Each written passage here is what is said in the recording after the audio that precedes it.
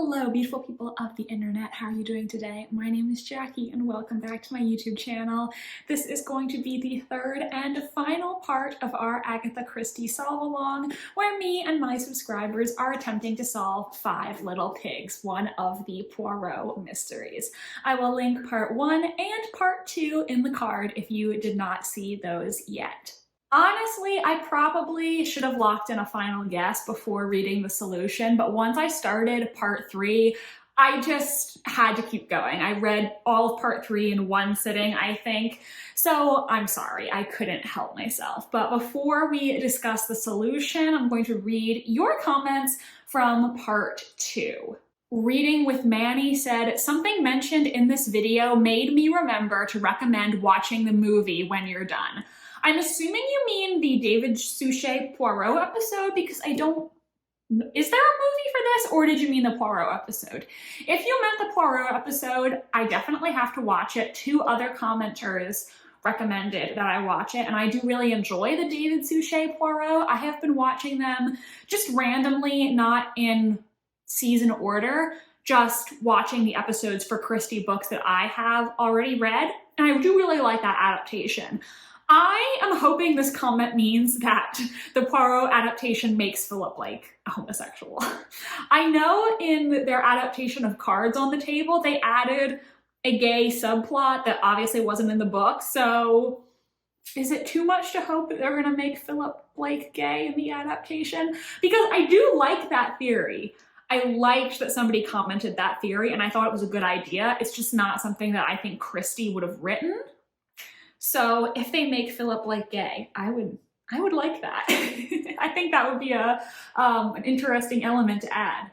MB Bertram said, ugh, I'm more confused now. I agree that Caroline thought Angela poisoned Amias. I will have to ponder. It was confusing, honestly. And now that I've read the solution, I do feel like there are some things that maybe I should have noticed, but we got pretty close. Wichita Woman said, listening to you talk this out is great. You have a good working mind, kid. Thank you. I appreciate that. All right, Ms. Hansel said, I am glad to hear you are sticking with your Angela theory. It really seems to have a lot of evidence. I just can't get past the feeling that there is maybe too much pointing in that direction. That's how I also felt. The whole paperweight thing is also making me wonder if there is a bigger backstory to that incident where Caroline injured Angela. I also noticed that the sweater was mentioned a lot. Also, the fact that Angela was eating apples was repeated several times. Why so many references to those? I don't think the apples ended up meaning anything, did it? And I just missed it? I don't know, but definitely whenever I'm reading a mystery and there's something that gets brought up multiple times, that's always something that makes me suspicious because I feel like a good mystery author is very intentional about what details they mention.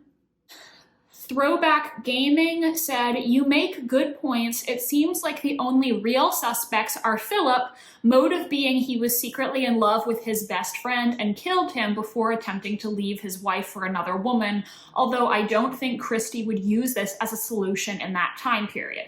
Agree, it's a good idea, but not something that I think would have been written in the time period.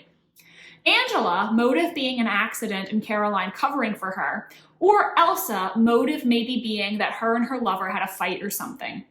Honestly, I think I want to say Angela did it because it would be a different kind of solution than what Christie would normally do, but like you said, it seems a little too heavy-handed, so I'm worried. But as for the other 2 options, I'm not really convinced Philip's motive would be used unless he really was in love with Caroline and resented her for choosing her husband over him or something. And as for Elsa, it doesn't seem like one fight would cause her to kill her lover unless it was something more than that. So at the moment, I'm going to stick with Angela, and yes, unless something new pops up in part 3 before the reveal to change my mind. Good comment. I would like to know if you did end up changing your mind before the reveal or not. And then Constance said, I still wonder about Caroline Jr. and really hope we will get some kind of info from the old frightened servants, maybe something they wrote down if they are deceased. I don't think the servants really ended up playing any part in this book, did they? Which is a little atypical for Christie because a lot of times she does have servant characters who have useful information, which I think makes sense because obviously if you're a servant in someone's house, you're going to witness a lot of goings on, but that ended up not really being an element in this book, I don't think. All right, so now let's talk about the solution to Five Little Pigs. And I was kind of right, but there were some things that I did not put together. So as you all know, if you read this section, it turns out that Elsa is the one who killed Amias because he decided that he was not going to leave Caroline after all. And Angela had been planning to prank Amias, but ended up not going through with it. So Caroline took the fall believing it was Angela, which I did throw out there as a possibility, and some of you in the comments did as well, but there were some details that I got wrong. I do think this reveal was well executed because there were things that I didn't think about, and I just really liked how it came together, basically. So let's go through the notes that I wrote while reading this.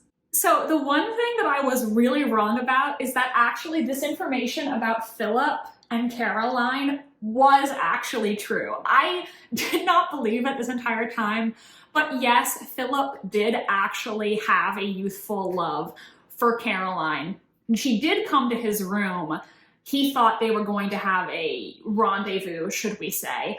But she told him that she couldn't be with someone who wasn't Amias, and Philip never forgave her for that. I was totally wrong about this. I thought the intel about Philip and Caroline was totally made up. But no, turns out he did love her at one point, and he resents her for being faithful to Amias and not being with him. So I was wrong. I totally thought that was just a lie. We also found out that Meredith Blake was in love with Elsa, which I did not see coming at all.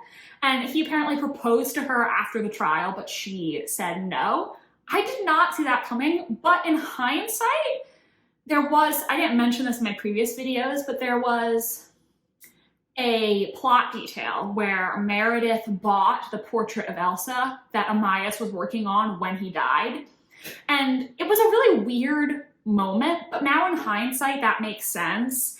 He wasn't buying it because of Amias, he was buying it because of Elsa. He was buying it because it was a portrait of Elsa who he was in love with. So that moment in hindsight now makes more sense to me, knowing what we know now. There was also this moment where Poirot asks Miss Williams how Angela got the scar on her face. Was it a paperweight that caused it or a crowbar? Now, when I was reading, I did notice that while recounting the incident of Caroline injuring Angela, someone said she threw a paperweight and somebody else said that it was a crowbar. But to be honest, I didn't think anything of this discrepancy because I believe it was either Elsa or Philip, I don't remember who said crowbar.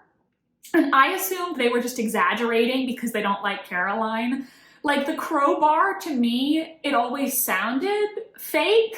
First of all, where would she have gotten a crowbar from? Secondly, I feel like if you're just throwing something at somebody in anger, a paperweight makes more sense, but a crowbar, that seems like you actually had intent. So though I did notice that discrepancy, I never thought much of it because I figured the source for the crowbar was unreliable and it didn't make that much sense anyway, if you understand what I mean.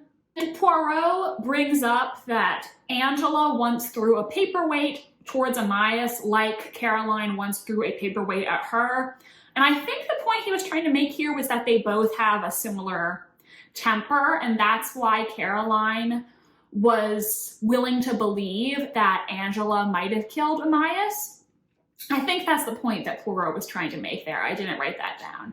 But yeah, I just wanted to bring up, I did notice that discrepancy. I just didn't think much of it at the time. But I did notice the throwing the paperweight in common. So what we find out in this section is that Caroline mistakenly believed that Angela had killed Amias. And so like I said, she was willing to take the fall because she didn't want Angela to be punished. She's felt guilty all these years for disfiguring Angela in the first place. Angela was going to put valerian in Amias's beer, and that's why she was looking rather guilty in that scene, like we referenced in the last video, but she never actually got the chance to put the valerian in. There was also a detail saying, I think, that cats like valerian, and that's why earlier there was a reference to her putting cat stuff in Amias's drink. So that makes sense. I remember at the time I commented on how vague cat stuff is, though maybe this is a connection that only a contemporary of Christie's would make, because I don't know what valerian is, to be honest with you, and I have 2 cats, but I've never heard about cats liking valerian. So maybe that was something that I would have picked up on if I was a contemporary of Christie's, but it just kind of went over my head. And finally, the reveal is that Elsa Greer, Amias's mistress, was the one who actually killed him, because he had decided that he was not going to leave Caroline after all. He was going to stay married to Caroline and break up with Elsa after the portrait was complete. And honestly, I do feel like there were some things here that I probably should have thought about more, but it was a well done reveal. I was pretty close. I was starting to suspect Elsa because of the sweater situation, which I was correct. They do reference her going to get a sweater more than once, so I did pick up on that clue. Other things that maybe I should have thought about. When Amias and Caroline were seemingly having an argument, Elsa was sitting outside the library by the open window. And I think it was Philip Blake. He later came along towards the tail end of the conversation, but he only had Elsa's word for what they were talking about before he arrived. So Elsa obviously did not give an accurate recount of the conversation, because actually during this conversation, Amias told Caroline he was going to stay with her. And that's why, you know, Caroline came out and was saying, oh, it's too cruel, because she felt bad for how he was treating Elsa. And the comment she made about you and your women or something like that. I think this is another thing I really should have thought about, because I mentioned this in my video. The book tells us that Amias did cheat on Caroline a lot. He had a lot of flings, but he was very fickle with his affections. He would have these flings with women, but he would get tired of them and always go back to Caroline, because Amias was a very selfish person, but Caroline was the person that he loved as much as he was able to love anyone. So I probably should have thought about the fact that if Amias had all these flings before and he always went back to Caroline, what was different this time? There was a pattern of behavior there with him that I really didn't think about as much as maybe I should have. The other thing that I think I really should have thought about is the letter that Caroline wrote to Angela, because I read that letter out loud to you, I think in part 1. And I was so busy thinking about, oh, this proves that she was taking the fall for Angela, that I wasn't really thinking about how she was talking about Amias in that letter. And let me explain. Because in this letter, Caroline is basically saying she's okay with being found guilty. She's okay with dying because it means that she's going to be reunited with Amias in the afterlife, saying she couldn't have lived without him, etc. Now, think about it. If you were married to this man, and before his death, he told you that he was going to divorce you and leave you for another woman, would you be talking about him in this manner, saying that you love him, you can't live without him, you're going to be reunited with him? Probably not, right? Why would you say that about a man who was actively leaving you at the time of his death? And I think I really should have thought about this more. It just wouldn't have made sense, but it does make more sense if the two of them reconciled and he wasn't going to leave her after all. I really should have thought about that more, and I feel kind of silly that I didn't. But at the time, I was just so distracted by the Angela hints, which is honestly probably Agatha Christie's intention. She probably was counting on me to be too suspicious of Angela to think about Caroline and Amias. So good job on that, Agatha. You got me there. The other thing that we talked about in the previous video was how when Caroline brought Amias the beer, he said, "Everything tastes foul to me today." And I said, does that mean that he was already poisoned earlier? I didn't really think about the fact that he and Elsa were spending so much time alone together while he was working on the portrait that Elsa could have very easily poisoned him while they were alone together working on the portrait. So I was correct that he had been poisoned earlier, but I really should have seen that as all signs pointing to Elsa, and that makes more sense about how the poison could still be in the glass that Caroline gave him, because he could have, obviously had multiple beers in the same glass. The thing that I really loved about this ending was the conversation that the Blake brothers overheard Amias and Caroline having. Let me see if I can find what page that was on. But what I really loved about this is the Blake brothers assumed that Amias and Caroline were arguing about Angela going to school. I, as the reader, totally took their word for that, and I did not think that they were talking about anything else. But actually, they were talking about sending Elsa packing, not sending Angela packing. And it was just really well executed, because both the characters and I, the reader, made an assumption about what they were talking about when really they were talking about something else entirely. I thought that was a really well done reveal in the ending. It's on page 257 in my edition, but it talks about how they heard, "It's all settled, I'll see to her packing." And this is said by Amias Crail, not Caroline Crail. The Blake brothers assume that he's talking about Angela's packing for school, but they're actually talking about Elsa. And Poirot points out, why would Amias Crail help Angela pack? Because they had Mrs. Crail. They had Miss Williams. They had housemaids. Why would her brother-in-law be helping her pack when it would make more sense for her sister to help her, or her governess, or one of the maids, because that would just be very strange to have your brother-in-law be the person you ask to help you pack, you know what I mean? So that totally made sense when Poirot explained it to me, and I just had not considered that before. I think I should have also considered, why was Angela so forthcoming with Poirot? If she killed Amias, or believed she'd killed Amias, why would she let Poirot see the letter from Caroline? I probably should have thought about that as well. So while I really did guess a lot of things and I was on the right track, there were some things that I didn't consider and some pieces I didn't quite get. I don't know. Can I say that I solved this one? I don't think so. Maybe partial credit, because I did get a lot right. Angela and Elsa were the two people I was suspecting. So I was kind of right, but also kind of wrong. I did enjoy how this turned out, because I think the pieces came together very well. And like I said, there were things that in hindsight made sense, but I didn't think about at the time.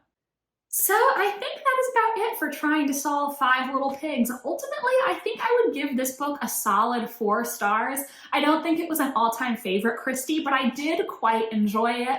Let me know in the comments, did you end up guessing who done it correctly? I know pretty much everybody was suspecting Elsa or Angela at the end of part 2 and in my poll results. So I think we were all kind of on the right track. Maybe we didn't get it 100%, but we all picked up on a lot of things, and I think we did a good job. Please also let me know if you would like to do another Agatha Christie read-along in the future. Commenters have also suggested After the Funeral and a Murder is Announced for these solve-along videos. I also wonder if Towards Zero would be a good choice, because I do own a copy of that book, and it was recently announced that they're going to be making an adaptation of it, I believe, on the BBC. So let me know if you would be interested in trying to solve any of those books in the future. I do think if I were to do this again, I would post the videos in a more condensed time frame, because I personally, oh my god, I dropped the book.